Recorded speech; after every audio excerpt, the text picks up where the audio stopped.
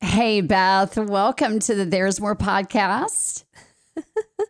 Thank you. Good to see you, ladies. It's Thanks for great. having me. Great to see you. So Beth Bennett is a good friend of Rachel and I's. And I was just thinking, we were praying right before we started this. And I was thinking, Beth, about the first time I met you was through a ministry that the three of us were all involved in called Bethany's Rest. Yes. And it was there that you and I were first kind of starting to get exposed to kind of almost like a more contemplative life. And I just remember having a conversation with you outside of the barn at Bethany's Rest, and you saying, Karen, I'm just super interested in this. I think I'm gonna go do this thing. And it was, you're kind of the beginning of a journey that Rachel and I have both watched. And I will say you to me have been one of the most transformational journeys I've watched in terms of seeing someone. I can see that you have discovered your belovedness apart from doing a single thing for God. And so will you just kind of take our listeners on just kind of a journey of, a little bit of your past, because that plays into why this was such a big transformation for you. Wow. Yes, it has been a journey. And I'm glad you saw all those wonderful things, Karen. But it truly, I feel, has been a journey of discovering the longing of my soul. And for so many years, growing up in the church, being in full-time ministry at a very young age, right out of college, went into campus ministry for some very wrong reasons, felt obligated, pressure, change the world. It was my duty, that kind of thing, which, by the way, is quite common in, missionary kind of missional circles. And so, it's been a lot of years, really not knowing myself, doing some good. I have to hope, maybe, but many times at the expense of my longings and of my true self. So when I started reading contemplative writers and some books on contemplative practices and rubbing up against some spiritual guides and directors who seemed to me were living from this confident this confident place, this unhurried place and space, it intrigued me. And I was like, wow, okay. If this is where the next part of the journey is you're taking me, Lord, I'm in. Yeah. I'm in. And, but the thing is, and you said it a minute ago, Rachel, as we were talking, you're like, okay, we want to hear Beth's encounter. And that's what it has been. It's been an encounter. And I just was with Trevor Hudson at a retreat this past week, spiritual director retreat. And he said this, he said, encounter always trumps insight, always trumps insight. And for me, years and years of being in the ministry, pastor's wife, ministry coach, it was always this, pressure to have the insight that is going to break the yoke for this person. Wow, or that's good. The prayer that's going to set this, pressure. That's just my story. Yeah. Right. And I was just labored under this, like I'm the answer girl, like I'm the prayer girl. Like if people aren't changing, it's my fault. And again, I'm an Enneagram 1. So and I didn't know it back then, but so lack of self-awareness, pressure to have all these insights in Bible study and stuff, not understanding it, or giving space in my rhythms for encounter with God, encounter of his belovedness. All those things started coming to a head at about the time we met, Karen, probably beginning of my 50s. There was just this Rumbling. Mm-hmm. Yeah, rumbling, Yeah. longing, knowing there's more, but not really seeing it in the church. And so confused. So then when these different streams, I guess more contemplative streams and writers and books and people started like appearing in my life by God's grace, it's just been a beautiful journey. Yeah. It's been a journey with, with his love and just so grateful. Yeah. I don't know where I'd be. Yeah. I don't know where I'd be, where my marriage would be. John and I have a lot of relationships with pastors around the nation, from our past, present, and there is just this common theme of people in ministry. They tend to be, I'll put myself in this category, we don't tend to be self-aware. We weren't given guides early on in our journey to be self-aware. Yeah. It was God awareness, which isn't a bad thing, but it proved for me to be full of unhealthy emotional spirituality. Yeah. Mm-hmm. Beth, unhealthy. Yeah. For someone who's listening, they're like, I have no idea what she's talking about. I've never heard the word contemplative or spiritual formation. Can you give, like, if somebody's like, what is she talking that about? is a world I am not familiar with. Yeah. Can you talk through what that means for someone who's like, what did I miss something at church last week? And it was really important. Right. Sign me up for the class. Well, first of all, contemplative life is not about doing nothing. And I know that's a double negative there, but I'll say it again. Contemplative life is not about doing nothing. We're not, gazing at our belly, all the things, right? All the kind of fears that keep us sometimes, or just not knowing what contemplation is. I love this definition by a writer that says, contemplation is a long, loving look at the real. Wow. What's really going on in our life, at the real, at the longing, and accepting it. And so, Jesus says to partner with him, without me, you can do nothing. I've been created for good works. So clearly, we are to be partnering with God and doing good works. But for me, many of the years and times, it was simply out of a lot of flesh energy and a lot of, pressure to perform and produce and again, bad theology. I thought that I was here to work for God. Mm-hmm. I'm a worker. That's right. And as a Christian pastor's wife and ministry leaders, and even just Christian people, it's intoxicating. Service is intoxicating. It feels good to help people. Mm-hmm. It really does. And I'm not going to lie, it feels good to do that. But I began to find less and less joy in serving people. And God was inviting me to become more and more intoxicated with his love. And I just really didn't know how to do that apart from more Bible study and more serving. Right. So I've rearranged my life. So spiritual formation for me is rearranging my life around practices that my soul longs for. That's great.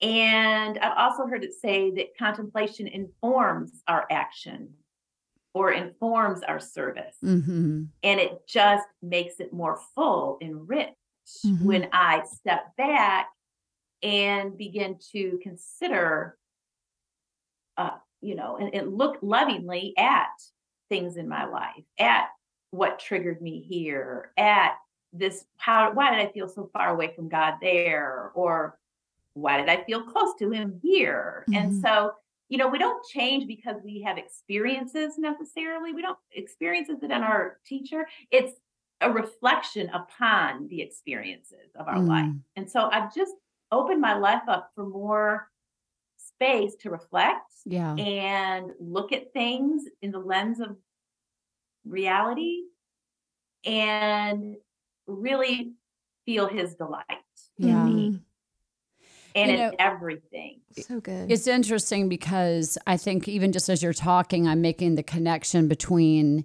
something that I often miss, which is when you feel discontentment, that it's actually the voice of a longing unidentified.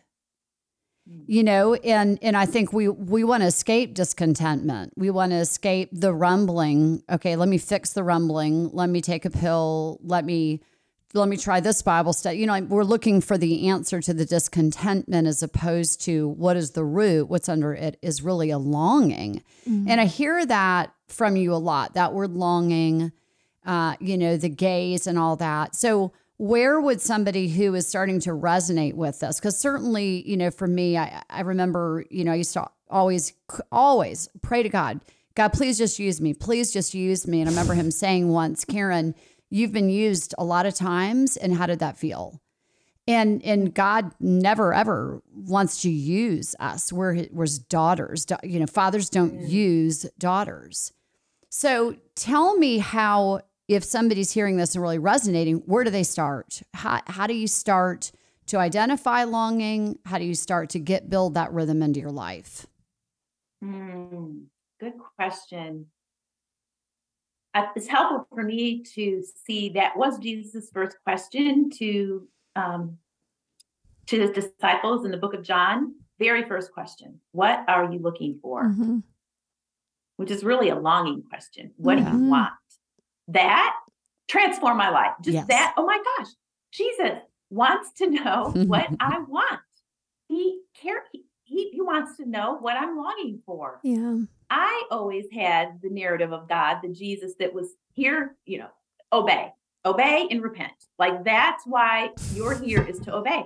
And obedience follows, but it is not the primary motivation for a relationship, is it? To your point, right?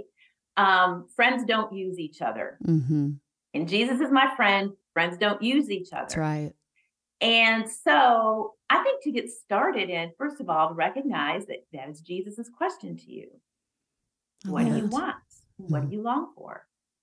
And also to know that question and that answer isn't going to come quickly. It takes time to sit with, which is why I'm a big proponent. It's just worked for me. Silence and solitude, just to begin to dig in those places. But also, I think a place to start would be to begin to connect with Jesus, like you said, Karen, his gaze on your life, and really begin to feel his delight in you. This was something very new for me. Because I really never felt delighted in as a child, to be honest. And again, being the firstborn, potty trained before I was 1, I felt super achiever. So there was some healing. There was some healing for sure, but also just I need it every day, because joy, feeling God's joy over my life, is the thing that fuels me now. Yes. Totally fuels me. It is the fuel of my life, of my ministry, and it has so helped me having granddaughters, because they are the recipients of my joy. And I see how they light up and how they behave so much better when they feel my delight in them. Yeah. Well, why not receive that from God on a daily basis? Because that's what he is here to do. Yeah. He is here to fill us and fuel us with his joy and delight. But these attachment traumas that we all have, right, keep us from really being able to feel God's delight and his gaze. And so I'm retraining my brain, Karen. Totally. And this is something that I'm still doing. And I'm a beginner at this. Trust me, I really am. But I have to retrain my brain pathways where I feel God loving me and smiling at me And sometimes it's as simple as even seeing a picture. You've been to some of my retreats. I've got pictures of Jesus smiling. And I actually look at that. Yeah. Totally. And I imagine him smiling at me. Mm-hmm. Chosen Jesus. That's who I always imagine. Pictures of my granddaughters here on my desk. They're smiling at me. And I imagine them happy to be with you, Grandma. Yeah. Mm-hmm. I'm happy to be with you, Grinny, no matter what. Right. And that's the thing, you know, that's the attachment that we miss sometimes. God is happy to be with us no matter what. That's right. Beth, could you lead someone just right now in experiencing delight? I mean, just for somebody who's like, I do not know. How do I do it? I do not know what that feels like. Mm-hmm. Encounter delight. Yeah.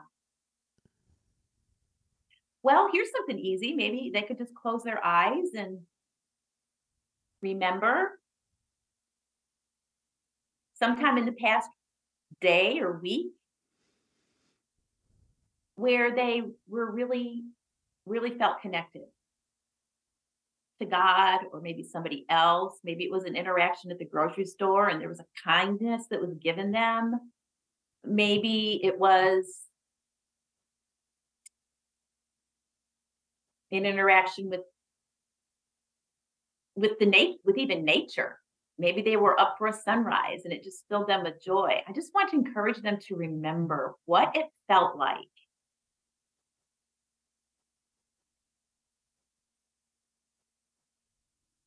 to feel joy, a kindness, a thing of beauty that brought you joy.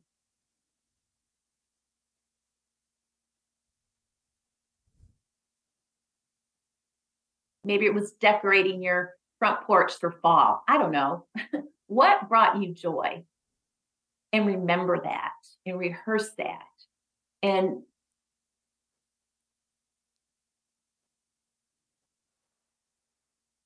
ask Jesus, where were you in that with me?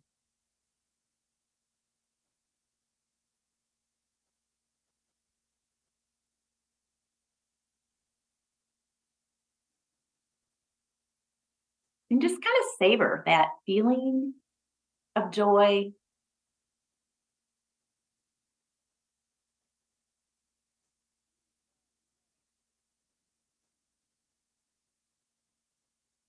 Maybe breathe deeply for a few seconds in and out.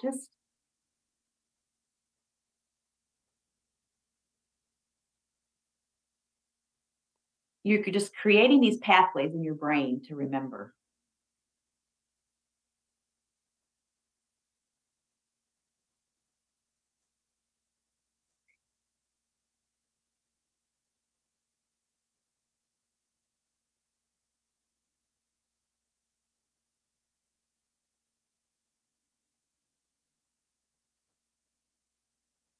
Yeah. It's beautiful. It's really as simple as that. Yeah. We can take these joy breaks in our days. We can, right? We can kind of interrupt the flow, the desolations in our life, which are really just feeling far away from connection to God and other people. And it's normal. We live on this side of heaven. We're going to have these moments and these days where we feel really far, but we can intentionally begin to like reframe and redo what's going on in here. It's incredible. It really is. The brain.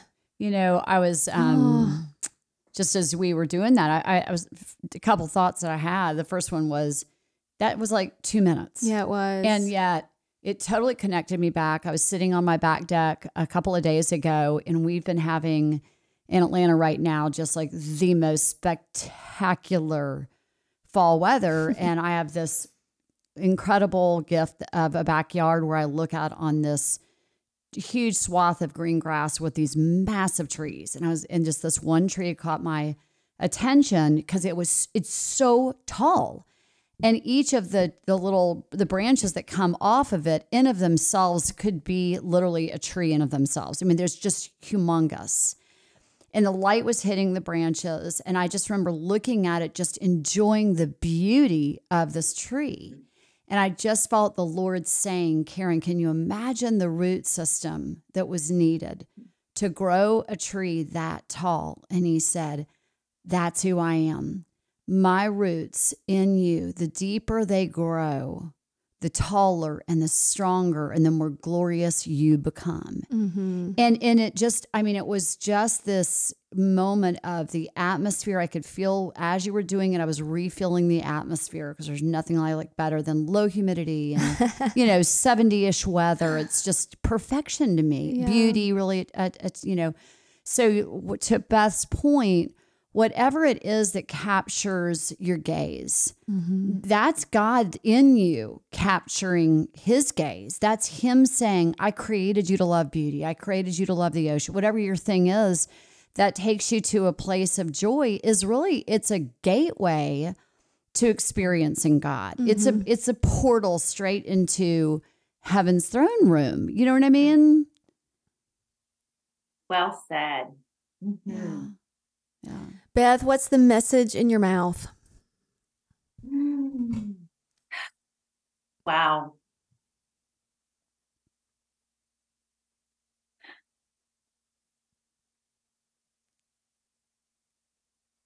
I think there's this spirituality that is so expansive that I've never known before. So it's this spirit, but it surprisingly enough, it's a spirituality of weakness and imperfection. And I just, I'm accepting. I'm accepting myself on deeper levels. I want to encourage the listeners to be kind and gentle with themselves and accept really Jesus accepted the world when he came into the world here as a human. He accepted reality as it was, and he found God in it. So I just want to encourage, I feel like I am finding God in imperfection these days. I'm finding him in weakness, and it is so expansive, and it's so beautiful.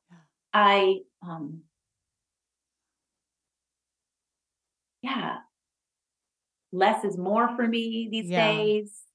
That's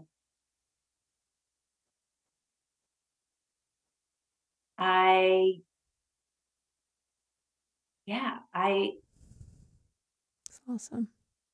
Sometimes don't have words, and